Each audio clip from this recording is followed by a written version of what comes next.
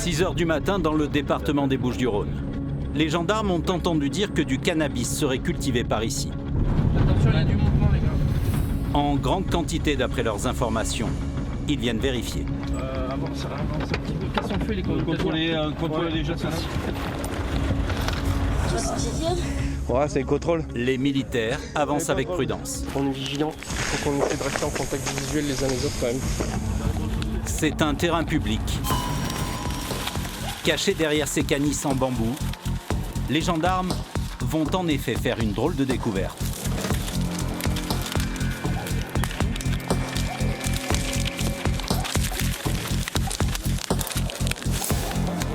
Là j'en ai 1, 2, 3, 4, 5, 6. Pendant que le chef Damien commence à compter les plants de cannabis, son supérieur, le capitaine Joffre, en trouve un peu plus loin. Chef, au fond là-bas, un autre champ. Il y en a un au fond à gauche. Donc 17 là-bas, 40 ici. Les découvertes s'enchaînent. Les gendarmes semblent être tombés sur un gros producteur. 11 pieds. Et les petits pieds. Ah oui. Ouais, je vais faire le tour. Près d'une centaine de pieds, presque arrivés à maturité. Les plantes sont immédiatement arrachées par les gendarmes. Dans la maison d'à côté, un individu est repéré en train de dissimuler des plants de cannabis. Hé Vous arrêtez de toucher aux pieds. Monsieur. Venez, monsieur. Non, vous venez ici. Vous arrêtez de toucher aux pieds, là. Viens, on rentre. Vous avez une pièce d'identité? Pris en flagrant délit. Sur sa terrasse, des plants de cannabis que l'individu a essayé de soustraire au contrôle. Ça vous, ça, monsieur, là? Non, moi j'ai fait ça, mais c'est pour fumer. Ça? Ouais. Mais c'est quoi Non, mais après, vous faites ce que vous voulez. Est-ce que juste derrière, là, il y en a encore ou pas, là? Non, il n'y en a pas. Il n'y a plus rien là. Pourtant, les gendarmes découvrent de l'herbe en train de sécher. Le mensonge du propriétaire éveille encore un peu plus leurs soupçons. Ils décident de faire appel à Gamin, un chien renifleur de drogue, afin de vérifier la présence éventuelle d'autres substances illicites. Au pied. L'odorat très fin de Gamin est infaillible. Cherche. En quelques secondes, le chien marque l'arrêt devant 2 grosses boîtes en plastique posées sur le lit. Doucement. Ok, ça c'est très bien, gamin. À l'intérieur, de l'herbe prête à être fumée. Beaucoup pour de la simple consommation personnelle. Les gendarmes trouvent également un fusil de chasse, des cartouches, mais plus intéressant, un livre de compte avec des noms et des sommes d'argent. Des éléments largement suffisants pour rendre compte au procureur de la République qui décidera des poursuites à suivre. Mais visiblement, le mis en cause ne serait pas tout seul à gérer ce trafic. L'homme avec la veste de survêtement. Il s'approche spontanément vers nous.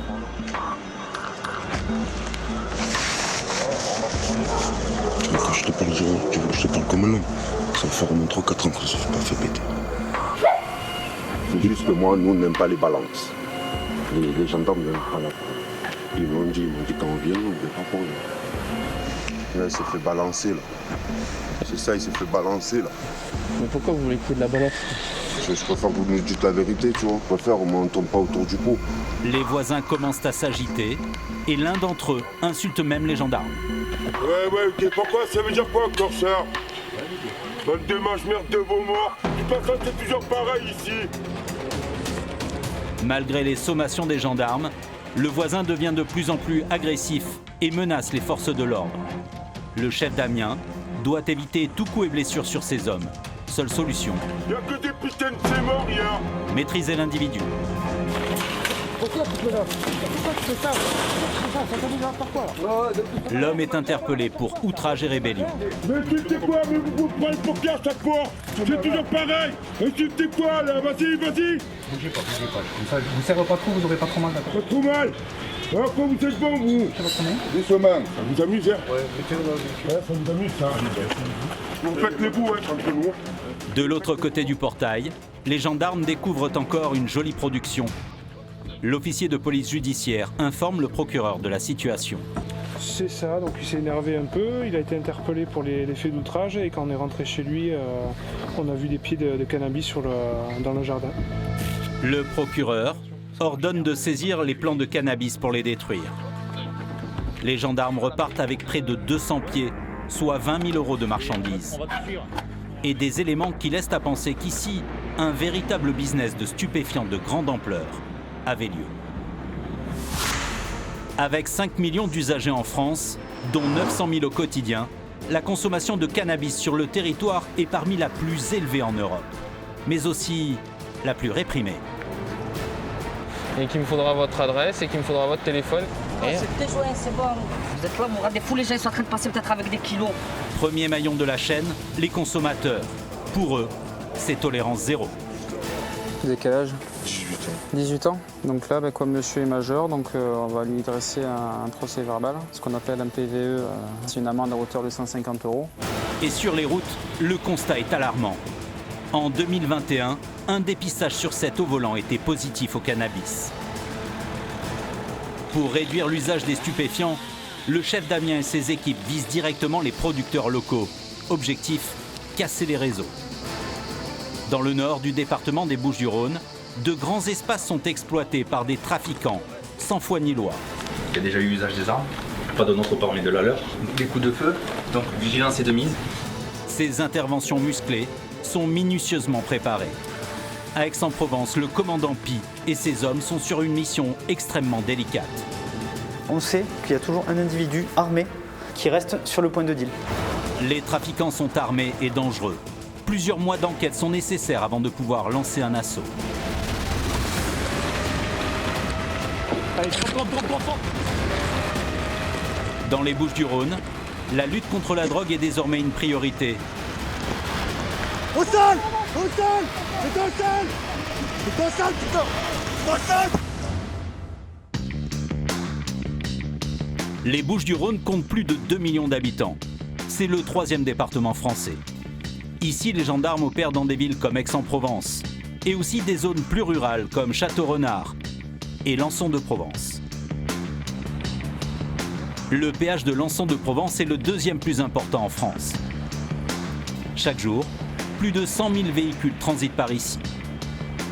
Un endroit stratégique pour les gendarmes de la région qui surprennent régulièrement des consommateurs de stupéfiants. C'est où là, entre les plombs? Venez. Comme ce jeune couple. Au départ, un petit contrôle de routine.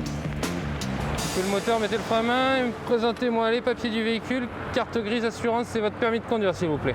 J'ai pas mon permis sur moi. Oh, il est où? Il est à la maison. Ah, il sort pas grand chose à la maison.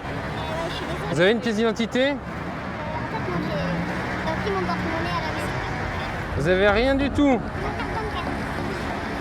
C'est pas une pièce d'identité ça. Eh oui, je sais, je suis désolée. Bon. La conductrice n'a aucun papier sur elle. Après, si vous voulez que je l'amène demain à la gendarmerie. De toute manière, ça va être le cas. Hein. Elle écope d'un PV de 11 €.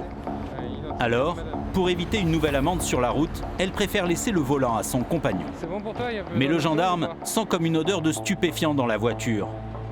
Et face à ces questions, le jeune homme va vite se trouver en difficulté. Vous n'avez pas consommé de stupéfiants récemment? Hier soir. Hier soir, vous en avez consommé? Donc je conduis pas. Vaut mieux éviter. Ah bah on va la laisser conduire. Vous en avez sur vous là? Un joint, il est là-bas, vous pouvez. Il est où le joint? Il est là-bas dans le cendrier. Ah oui, mais faites-le, donnez-le. C'est bien ce que je sentais. Ah oui. Donc ça c'est interdit, vous le savez. Le jeune homme espère s'en sortir en remettant son joint entamé. Mais c'est sans compter la tolérance zéro des gendarmes. Par contre, du coup, c'est parce que je sentais un petit peu de... Je vais même pas vous le dire, rendez-moi-le. Non, mais je vais pas vous le dire de le rendre, mais par contre, du coup, vous allez juste m'accompagner, on va faire une petite procédure. Ce sera vite fait. Eh oui. Eh oui, il n'y a rien, mais ça suffit. Hein. Là, de toute manière... Regardez, je dans le cendrier, on fait bien de mal, on va la plage parce que je voulais tranquille. Ouais, mais vous en avez d'autres ou pas sur vous? Ah, il y en a un autre finalement. Pour la journée tranquille, c'est raté. Le contrôle va prendre une toute autre tournure. Un joint entamé. Ah, oui. Donnez-moi votre pièce d'identité déjà. Donc je vais préparer les papiers et puis je reviens. Avant, on laissait les simples consommateurs de cannabis relativement tranquilles. Mais depuis septembre 2020, la loi a changé. Il risque désormais une amende forfaitaire de 200 €. Et le jeune homme n'était pas au courant. Venez avec moi, parce qu'il faut qu'on pèse devant vous les... Ça fait je sais pas quoi. Ah, c'est 2 joints, c'est bon. C'est bon, vous mettez ce que vous voulez, je sais même, je sais pas 3,50. 3,50, on va faire le test du coup des produits. C'est une histoire qui va me faire perdre du temps, ça, monsieur. Maintenant, c'est une histoire de faire perdre du temps. Ouais. Calmez-vous. Vous se levez à 8h pour aller passer une journée tranquille. Vous êtes là, vous regardez fou, les gens ils sont en train de passer peut-être avec des kilos. Les gendarmes testent le produit pour être sûr qu'il s'agit bien de stupéfiants. C'est la procédure. Le jeune homme, lui, ne décolère pas et provoque maintenant les gendarmes. Je prends la route de Marseille, je vais passer à Marseille dans n'importe quel réseau, reprendre et voilà, repartir. Consentez à ce qu'il soit détruit ou pas?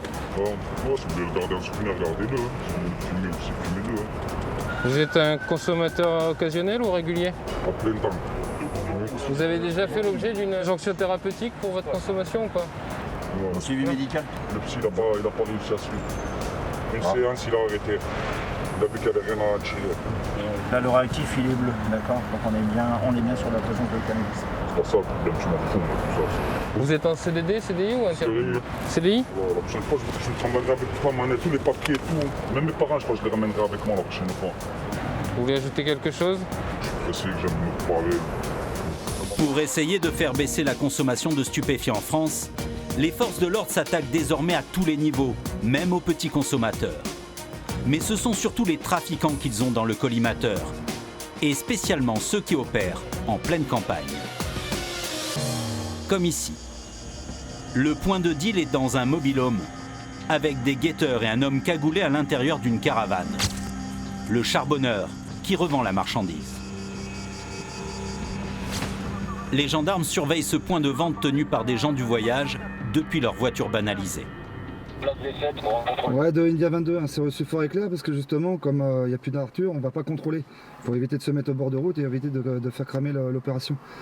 Ils observent les véhicules qui entrent et qui sortent du camp afin d'identifier les vendeurs et les acheteurs. Le trafic a l'air de s'intensifier ces derniers temps. Une intervention est programmée. Compagnie de gendarmerie d'Aix-en-Provence. C'est le chef d'escadron Pi qui est à la tête de cette enquête.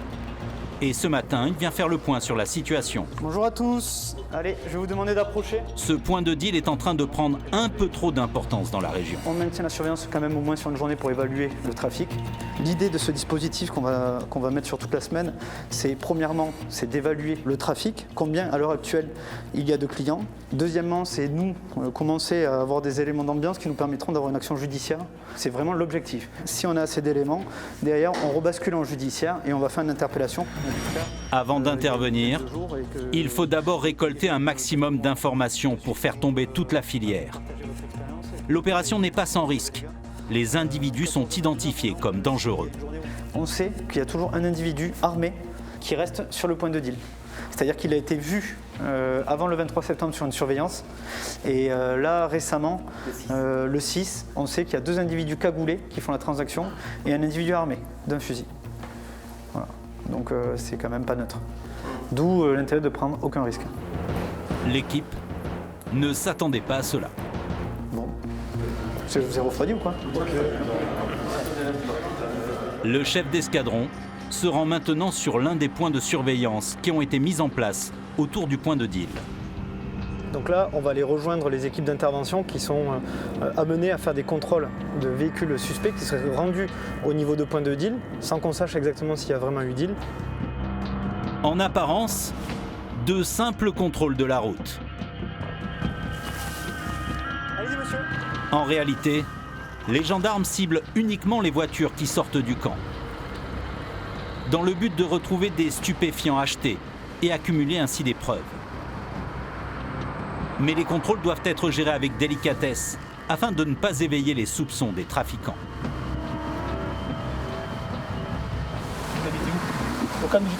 Problème, le conducteur vit sur le lieu de deal. Son passager et lui sont donc des cibles potentielles. Votre permis de conduire est où, monsieur? Il est où Vous n'avez pas de permis? L'infraction au code de la route est grave. Impossible de le laisser partir. Pour ne pas griller leur couverture et ne pas compromettre toute l'opération antidrogue, les gendarmes décident de ne pas fouiller le véhicule et de l'interpeller pour défaut de permis. C'est un individu qu'on connaît pour habiter sur le point de deal, en fait, pour être un des trafiquants. C'est pour ça qu'on part, pour éviter d'éveiller les soupçons, en fait. Ils vont faire la procédure et je crains que ce monsieur ne soit pas libre pour la suite de l'opération. Il risque d'être en garde à vue là et tant pis, on va s'adapter. Le chef d'escadron est un peu contrarié. Il ne pourra pas poursuivre cet individu pour trafic de stupéfiants. Des jeux d'urgence de Charlie Aix-en-Provence parlait. En attendant, le camp est sous surveillance 24 heures sur 24. Les enquêteurs de la brigade de recherche et le capitaine Alexandre observent toutes les allées et venues. Ouais, 5. Donc pour l'instant, on n'a rien sur aucun véhicule signalé, donc arrivé sur le point de deal. Ce dispositif permet de repérer les clients potentiels, d'identifier les véhicules et ainsi pouvoir les contrôler à la sortie. Mais les dealers commencent à se douter de quelque chose et à devenir nerveux. Des coups de feu tirés en l'air ont été entendus depuis le camp. Des coups de fusil, 2 fois 3 tirs. Il va falloir se montrer un peu plus discret. Mais une voiture en train de quitter le camp intéresse fortement les enquêteurs. Il y a un véhicule qui sort. Sur le terrain, une équipe du PSIG, le peloton de surveillance et d'intervention de la gendarmerie, se tient prête à l'intercepter. À l'instant, qui prend Sion India 2. L'équipe prend immédiatement la voiture en filature. Ouais, on va essayer de l'avoir. Pour l'interpeller calmement, un petit peu plus loin. La droite est engagée sur le contrôle d'une Golf. Ouais, je confirme, je suis derrière le là. On va essayer de le contrôler, de le rattraper déjà. Il est là-bas. Tu le vois à gauche? Ouais. Mais l'interception s'annonce plus compliquée que prévu. Il roule comme un débile en plus. Mais le bleu. Le conducteur roule à vive allure. Ouais, il roule comme un tambour. Pour éviter un accident, pas d'autre moyen que d'utiliser le gyrophare en mode lumière. Tu l'as mis? Non, pas encore. Ouais, vas-y, mets-le. Parce que là, on est chaud là. Le truc, c'est qu'il va nous voir de loin. Super.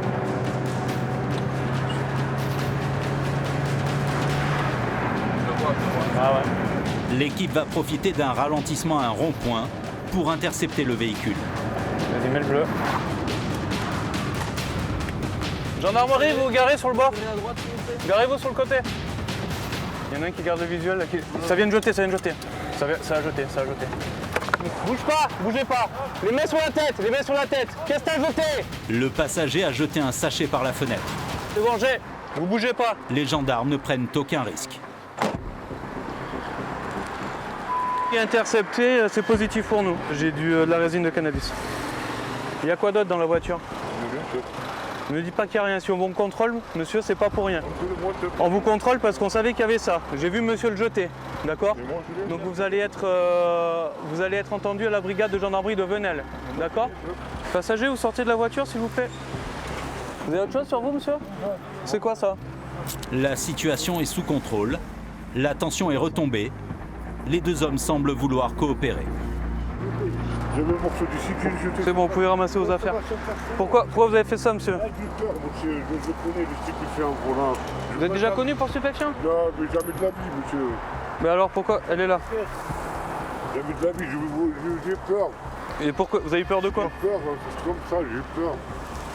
J'ai le morceau du site, il y a quoi? Je consomme, j'ai vu comme t'as une bidon. Il y a des produits dans la voiture? Hein? Non, chef. Vous venez juste d'acheter là?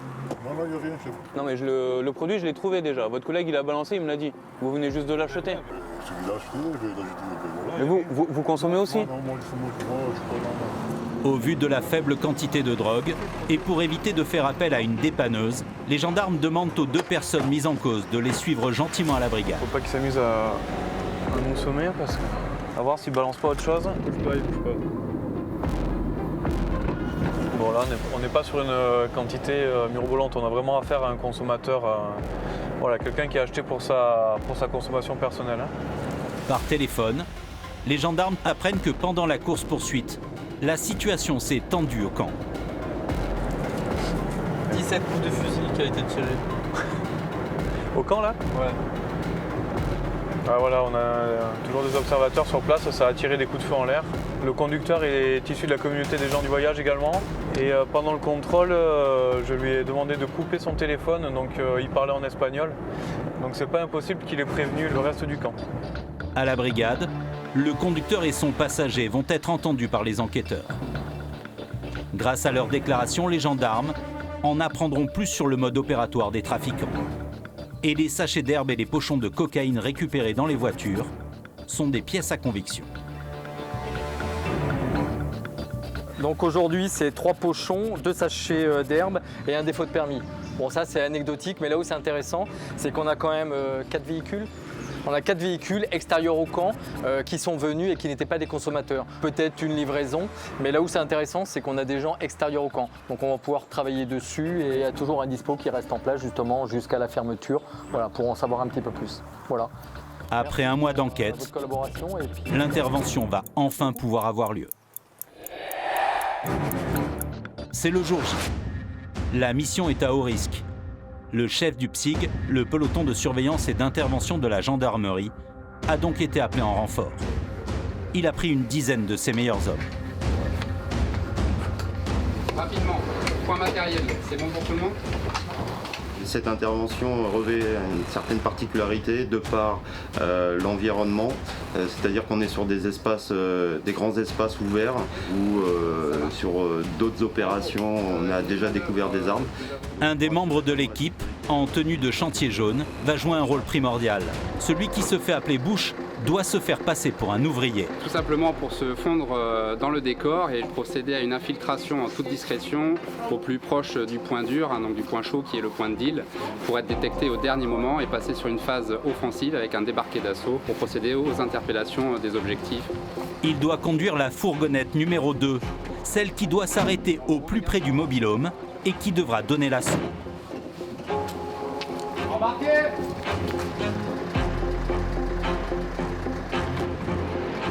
Les hommes du PSIG ont pour mission de sécuriser le camp et d'interpeller les 3 dealers identifiés lors de la surveillance. Laissez vos visières. L'environnement est connu pour être défavorable et hostile. Allez, drop. La première équipe est chargée de boucler le périmètre pour éviter toute tentative de fuite. Allez, ça. Au même moment, la fourgonnette devant le lieu de vente intervient également. Les gendarmes savent qu'ici les dealers sont armés. Ils redoublent de vigilance. Personne. Vite. Les trafiquants sont certainement dans leur caravane.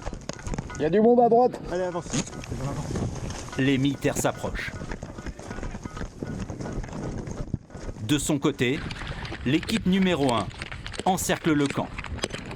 Ok, vous bougez pas, vous mettez les mains en l'air. La tension est vive.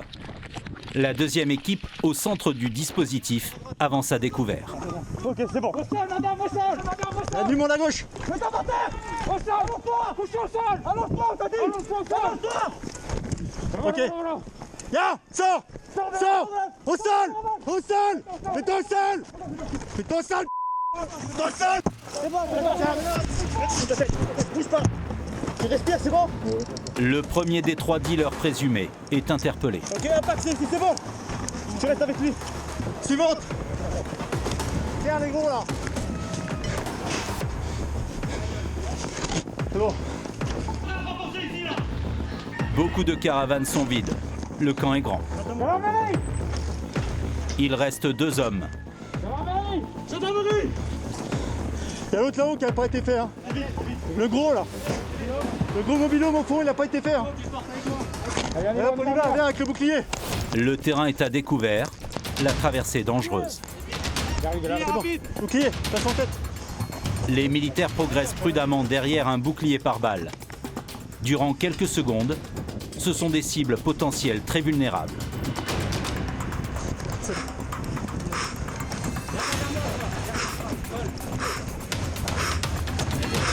bon, c'est bon à droite.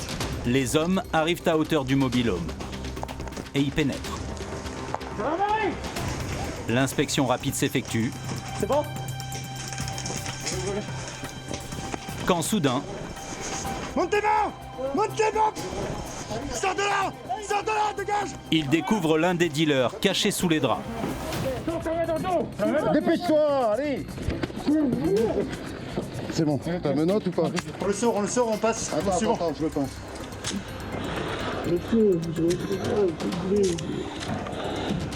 T'as un couteau au sol, fais gaffe. Allez, viens. Viens au fond. Allez, trouvez le dernier. Les 3 hommes seront présentés à un juge et passeront en comparution immédiate. Les perquisitions peuvent commencer. C'est bon, ça a été ouvert.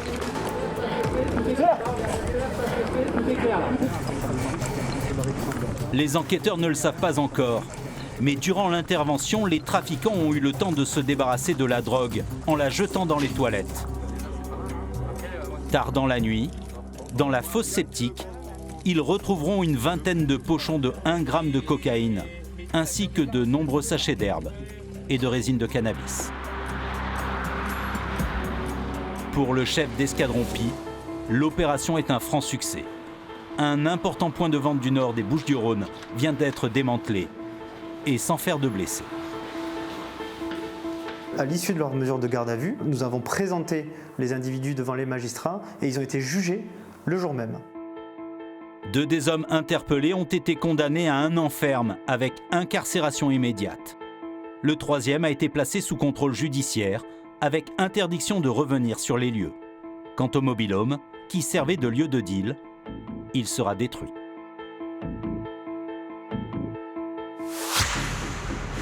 Sur la voie publique, le travail des gendarmes pour agir contre la consommation de stupéfiants est également essentiel dans la lutte générale contre le trafic. Direction Graveson, toujours dans le nord du département des Bouches-du-Rhône. Une brigade spécifique a été créée, le Poule Nuit. 2 unités de 3 gendarmes qui patrouillent en même temps pour intervenir de façon autonome et rapide sur tous les flagrants délits.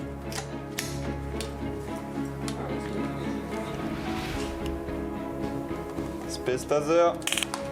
Ce soir, le chef de patrouille Sébastien est accompagné de Guillaume et Alex. D'après les statistiques, près d'1 jeune sur 2 a déjà fumé du cannabis. 220 de Graveson.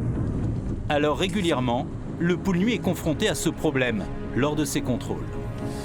Donc là, on va contrôler, on avait un jeune sur un banc là, donc on va faire un peu de prévention, savoir qu'est-ce qu'il fait là, pourquoi il traîne ici. Donc les 2 collègues ils sont partis contrôler, et puis moi je les rejoins derrière en véhicule pour assurer la sécurité au niveau de la route. Le jeune homme s'était installé sur un banc public pour fumer un joint. Surpris par les gendarmes, il a vite donné la résine de cannabis qu'il avait en sa possession. On va peser ça, vous avez quel âge? 18 ans. Une pièce d'identité sur vous ou pas? Non. Donc là, comme monsieur est majeur, donc, on va lui dresser un procès verbal, ce qu'on appelle un PVE, c'est une amende à hauteur de 150 €. Et en fait, c'est une manière simplifiée de traiter les stupéfiants au niveau de la résine de cannabis, quand ça fait moins de 20 grammes. Si l'amende n'est pas payée dans les 15 jours, elle passe à 200 € et 450 € au bout d'1 mois et demi. Je vous montre 6,39 g. Ouais. Voilà, par rapport à la réalisation du procès verbal. Donc ça, c'est un produit qui va être saisi par nos soins et qui va être gardé pendant 24 heures et qui va être détruit à l'issue. En 2021, plus de 9000 amendes ont été dressées dans les Bouches-du-Rhône, le chiffre le plus élevé dans un département français, en dehors de l'agglomération parisienne. Que ça ne se reproduise pas, quoi. Parce que le problème, c'est que si on vous reprend avec ça, ça fait, on va dire, ça fait 2 fois et là, ça sera quand même une procédure. D'accord? Les gendarmes tentent de lui faire peur, car la conduite sous l'emprise de stupéfiants est un vrai fléau dans le département. Ça, si on chauffe avec ça au volant, c'est moins 6 points. Jeune permis, c'est 6 points. Ça fait 0. Et vous aurez un fichier chez nous. Ok? Allez, on vous souhaite une bonne soirée, monsieur. Dans la région en 2020, 1 décès sur 6 sur la route a impliqué un conducteur ayant consommé de la drogue. Pour lutter contre ce problème de cannabis au volant, Grégory et l'autre équipe du Poule Nuit effectuent des contrôles routiers régulièrement. Il est 1 h du matin. Arrête-toi. la soirée se termine à Saint-Rémy-de-Provence. Vous avez les papiers du véhicule, s'il vous plaît? Je l'ai pas fait à mon nom et je suis pas sûr. Vous n'êtes pas assuré? Je suis pas sûr. Je l'ai acheté parce que j'ai perdu mon permis. Vous roulez sans assurance, là? Ce jeune homme roule en 50 cm3 parce qu'il vient justement de perdre son permis de conduire. Mais il roule sans assurance. C'est un délit. Il risque jusqu'à 3 750 € d'amende. Donc par rapport au défaut d'assurance, on va immobiliser le véhicule, ok? La finalité, ça sera sûrement une mise en règle obligatoire du véhicule, d'accord? Vous habitez loin là? Ouais, voilà, il va falloir appeler quelqu'un pour venir vous récupérer. Ah bah ouais. Je vais pas vous dire, allez-y, c'est la fête, on repart sans assurance. En France, près de 800 000 personnes rouleraient sans assurance. Le laxisme de ce jeune homme va lui coûter 500 € et la suite du contrôle va aggraver sa situation. Pourquoi vous n'avez pas fait l'assurance encore et pas eu le temps? Qu'est-ce qui s'est passé? Pas le temps, l'oubli, au bout d'un moment c'est la routine. Tu roules sans et tu continues sans. C'est comme ça. Vous avez consommé de l'alcool ou pas? Non. On va faire le dépistage. Vous avez consommé stupéfiant aussi? Si le jeune homme accepte sans broncher le contrôle d'alcoolémie, ce ne sera pas la même chose pour celui des stupéfiants, à la grosse surprise des gendarmes. Négatif, c'est bon. Mais vu qu'il est négatif, je refuse l'autre. Pourquoi vous le refusez l'autre? Parce que je vous en ai fait un, vous n'avez aucun droit de me refaire un test. C'est les stupéfiants, c'est différent. Non mais ça c'est l'alcool ça. Ça c'est le test alcoolémie ça. Oui. Eh bien, pourquoi vous refusez? Parce que moi mon père m'a dit tu étais négatif au test d'alcoolémie, si t'en fais un là, t'as le droit de refuser. Non mais le test alcoolémie, mais pas le test stupéfiant. Non mais pourquoi? Parce que vous avez un test. Mais c'est pas pareil, l'alcool et les stupéfiants. Pour votre information, si vous refusez de vous soumettre au contrôle, c'est un délit, ok? C'est une garde à vue. Ouais. Donc, moment de se confesser, consommateur de cannabis, un petit peu. C'est quand la dernière prise? D'accord. Le jeune homme qui a fumé il y a quelques heures seulement sait que le test a de grandes chances d'être positif. Mais il assume totalement. La fume, ça me représente mon problème, c'est illégal, je le sais très bien. Je m'étais déjà fait arrêter pour ça, j'avais une suspension. D'accord. Allez, on tire la langue, vous laissez faire, tirez bien la langue. Le jeune homme n'en est pas à son coup d'essai. Il sait ce qui l'attend. Mais il préfère prendre cela avec un certain détachement. Dans là en train de contrôler, tu sors de restaurant, du coup, tu te fais contrôler, alcoolémie, THC, tu fais toujours le tour de la voiture, machin, tout. Sur 6-7 contrôles, j'ai dû prendre deux amendes, une fois alcoolémie et une fois cannabis. Et en attendant le résultat du test, là, comment on se sent? Moi, la normale. Ouais. Je l'ai déjà fait, je sais que je suis positif, donc ça va être positif, on connaît la routine, donc là ça sera tribunal. Ça va être la routine. Donc là, ouais, il est positif au... Voilà, le test salivaire est positif, ok, et l'apparition du deuxième trait qui justifie que vous avez de la présence de stupéfiants dans la salive, ok. On va rentrer à la brigade et on vous fera le... On va faire le prélèvement pour l'envoyer au labo. Ok, c'est bon. Un second test plus précis doit être effectué à la brigade. En 2021, dans le département, un tiers des permis ont été suspendus pour conduite sous l'emprise de stupéfiants. Et ça va déterminer le taux exact de concentration de cannabis dans la salive. L'échantillon de salive sera envoyé en laboratoire et confirmera la prise de stupéfiants. Le jeune homme risque jusqu'à 4 500 € d'amende, 2 ans d'emprisonnement, ainsi que l'impossibilité de repasser son permis pendant 3 ans. Avec la mise en place généralisée des tests salivaires depuis 2016, les autorités ont pu se rendre compte du nombre incroyable de conducteurs qui roulent après avoir pris de la drogue. 20% des tests s'avèrent positifs, contre 3% pour l'alcool. Il est 6 h du matin et ce jeune homme est positif à l'alcool. Il a plus de 0,8 grammes et va perdre son permis. Une situation qui n'a pas l'air de l'embarrasser. Il vaut mieux le prendre avec rigolade. Maintenant, il vaut mieux perdre un permis qu'une vie. Ouais. Pas de traces d'alcool pour le passager, un ancien militaire. Mais les choses vont sérieusement se corser pour lui. Votre permis, s'il vous plaît. Moi, j'ai passé mon permis quand j'étais à l'armée. En fait, il n'a pas été validé. Premier problème pour ce conducteur, il ne peut pas présenter un permis civil. Bah là, de toute façon, vous n'allez pas partir. Si vous n'avez pas le permis, vous ne pourrez pas partir. C'est là le véhicule, il appartient à qui? Il est à moi. Vous appelez Ginette? Non, enfin, il est à mon père, qui est à ma grand-mère, mais c'est de ma famille. Moi, j'ai ma carte d'identité. Qui est à votre père, donc c'est le véhicule de votre grand-mère, en plus simple. Les gendarmes décident de faire passer un test d'alcoolémie au passager pour voir si lui peut reprendre le volant. Sinon, le véhicule sera immobilisé. 0, c'est bon. Pas d'alcool pour ce jeune homme, il va donc récupérer le volant. Mais les gendarmes veulent maintenant s'assurer que personne n'est sous stupéfiant. Vous n'avez pas consommé de sup ce soir? Non. On va quand même faire un dépistage. Ça remonte à quand votre dernière consommation? La consommation. C'est surtout monsieur. Le week-end dernier. Le week-end dernier? Ouais, c'était vraiment le dernier. Bon, si c'est la semaine dernière, il ne devrait pas y avoir de problème. Par contre, monsieur, c'est quand la dernière? Vous, la dernière, monsieur, c'est quand? Je sais pas, c'était 2 heures du mat. Bon, donc vous pouvez pas conduire. Là, vous ne pourrez pas conduire non plus. C'est stupide. Ah non, pas de stupéfiant, non, je parlais de l'alcool. Ah, alcool, non. Stupéfiant, vous en êtes où? Non, rien du tout. Non. Pour vérifier ce que disent les jeunes hommes, les gendarmes vont effectuer un test salivaire. Et surprise, le conducteur, l'ancien militaire, a pratiquement tous les voyants qui s'allument au rouge. THC, cocaïne, amphétamine. Alors je ne veux vraiment pas, mais Vous avez pris quoi ce soir? Impossible. Rien du tout. C'est impossible. Cannabis encore, je vous avais dit pour le joint de la semaine dernière, ça aurait pu. Mais méthamphétamine, jamais. Vraiment sur ça, en cocaïne, il y a quelque chose qui apparaît. Ça fait méthamphétamine et THC. Alors, THC, je veux bien, il n'y a aucun souci. Mais c'est impossible. Vraiment impossible. Vraiment, je ne suis pas consommateur. Venez voir. C'était vendredi dernier. Regardez. Là. Bon, ouais, cocaïne, ça apparaît. Il y a une légère trace qui apparaît. Là, amphétamine, méthamphétamine et THC. Là, on est. Ça affiche pas, on est d'accord. Pour le THC, moi je dis, mais pour la méthamphétamine, ça c'est impossible. Je ne consomme pas de ce genre. Je suis pas consommateur.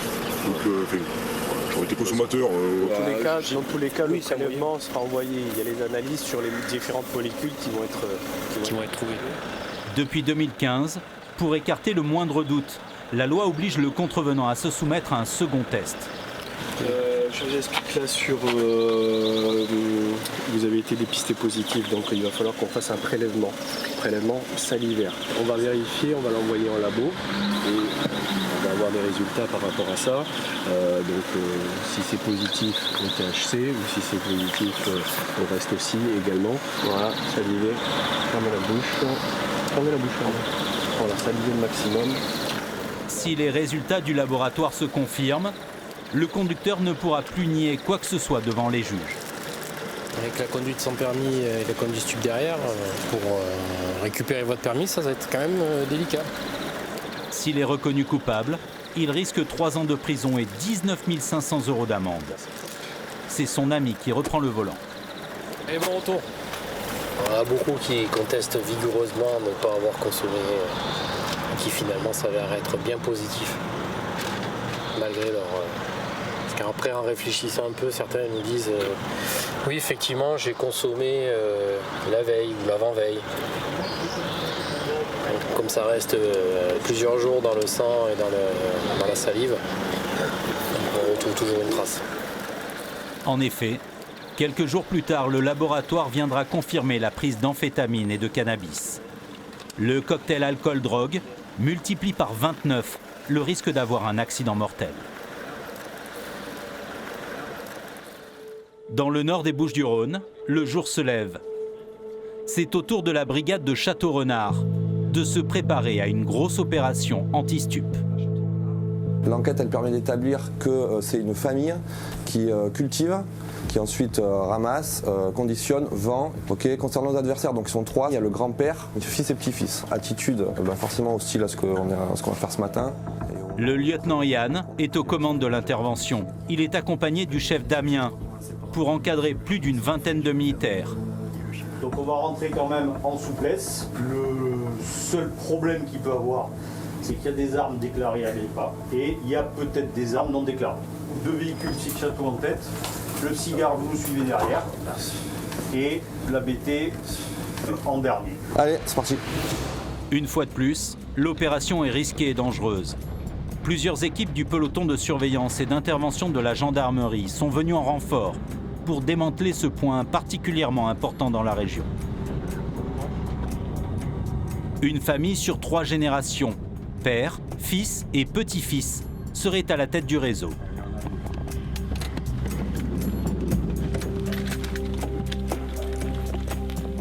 Arrivé aux abords du terrain, aucun bruit ne doit trahir la présence des gendarmes.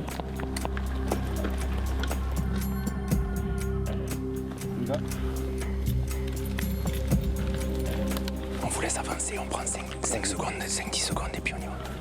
Les équipes d'intervention sont prêtes. Elles ont 3 personnes à interpeller en même temps.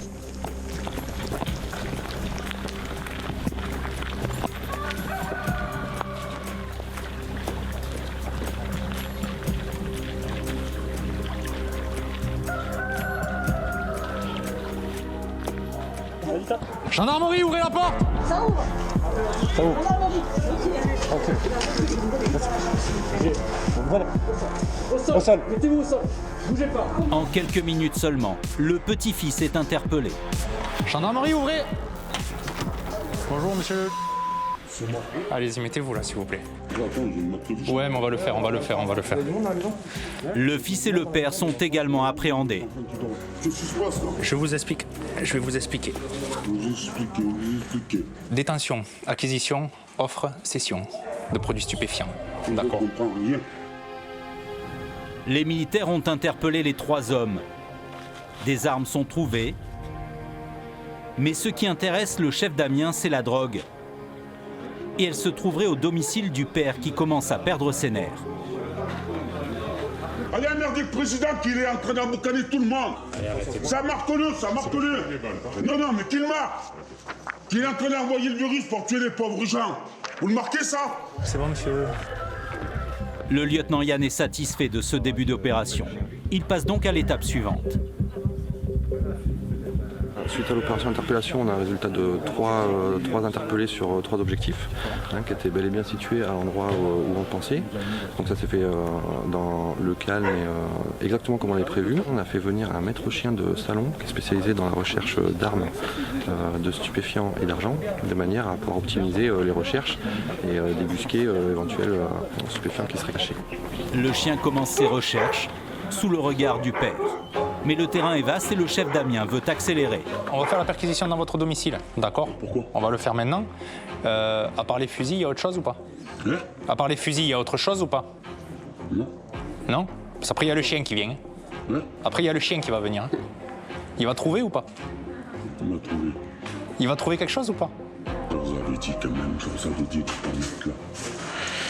S'il y a du stupéfiant, de l'argent, tout ça, il va le trouver, le chien. Non, mais c'est pas l'argent, il n'y en a pas. Non, mais il cherche ça, il cherche tout, donc voilà, ça sert à rien de cacher, il va trouver. Allez, montre-moi. Ça vient de vous, quoi. Début de perquise, 6h50. Dans la maison, près de 20 000 € de stupéfiants sont trouvés, ainsi que de l'argent liquide. Tout est mis sous scellé. À l'issue des perquisitions, on va faire le comptage complet, quoi. Mais on n'a pas encore de données chiffrées. Voilà, c'est très positif. Le travail était bien fait. Le père est menotté pour continuer la perquisition sur les terrains voisins. Des champs et surtout des serres, sous lesquels les enquêteurs remarquent de l'herbe. Il y en a là, ça sèche. Plusieurs pieds de cannabis en phase de séchage sont trouvés un peu partout. T'as pris les photos, c'est bon? 1, 2. Au final, On est à 16. une trentaine de pieds. Donc 30 30. Mais les gendarmes sont encore loin du compte. Ils ont affaire à une véritable industrie. Et le chien s'en donne à cœur joie. Pas touché. Bien. C'est quoi que vous avez là-dedans? Dedans, c'est quoi que vous avez? Où dedans? Vous avez quelque chose là? J'ai le chien qui me marque. C'est quoi ça? Ça, c'est pas moi. C'est pas tout ça? Une caisse d'herbe était cachée dans la pénombre. C'est bon? Il y en a partout. De l'herbe prête à être vendue que les gendarmes commencent à ramasser dans tous les coins. Vous avez pris les photos? Oui.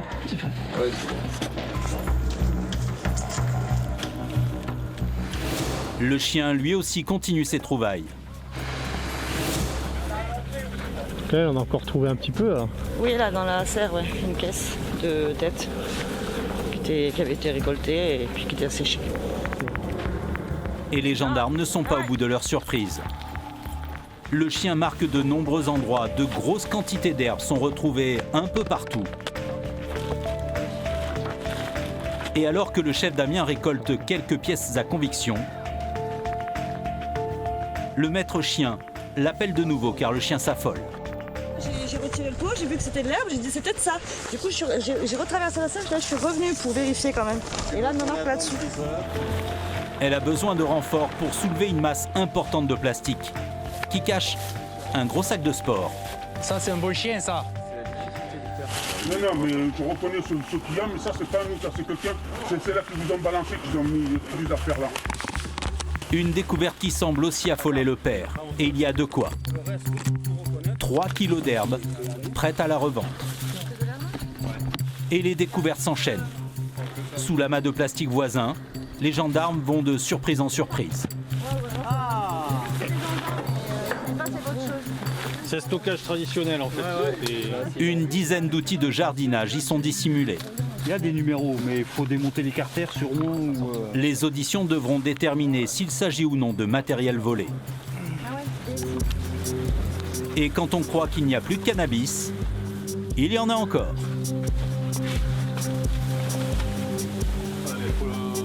Il y a beau pied, hein. Des pieds de cannabis d'une taille impressionnante. Le père est mis en garde à vue et devra s'expliquer sur tout ce qui a été trouvé sur ces terrains.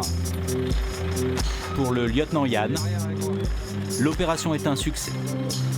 On a comptabilisé 48 pieds comme ça. On a trouvé dans le champ pas mal d'outils qui étaient un petit peu partiellement dissimulés, ainsi qu'une dizaine de kilos de produits déjà récoltés. Et on rentre dans la seconde phase de garde à vue, c'est-à-dire les auditions, de manière à ce que chacun s'explique sur la provenance de ces produits et puis pour avoir un peu le rôle de chacun. Dans les locaux de la brigade, les 3 personnes mises en cause sont interrogées séparément.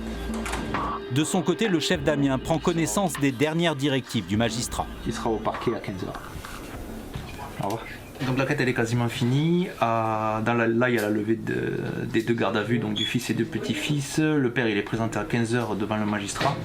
Après, parce qu'au niveau des auditions, donc c'est le père qui assume la responsabilité de tout ça, qui était le détenteur de tous les produits.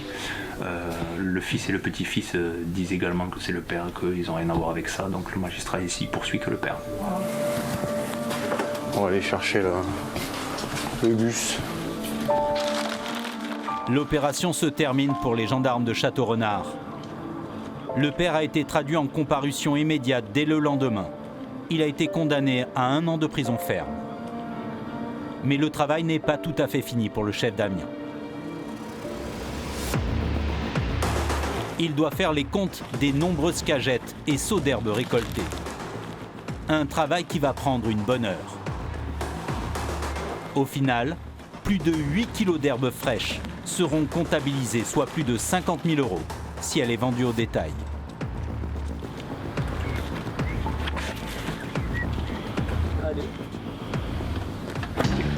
À peine pesée, l'herbe prend la direction de l'incinérateur. Le protocole est strict. Les gendarmes ne doivent pas quitter la marchandise des yeux tant qu'elle n'a pas été détruite.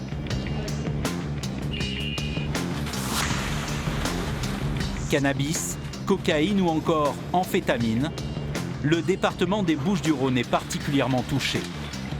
Le nombre d'interpellations pour trafic de drogue a bondi de 40% entre 2019 et 2021.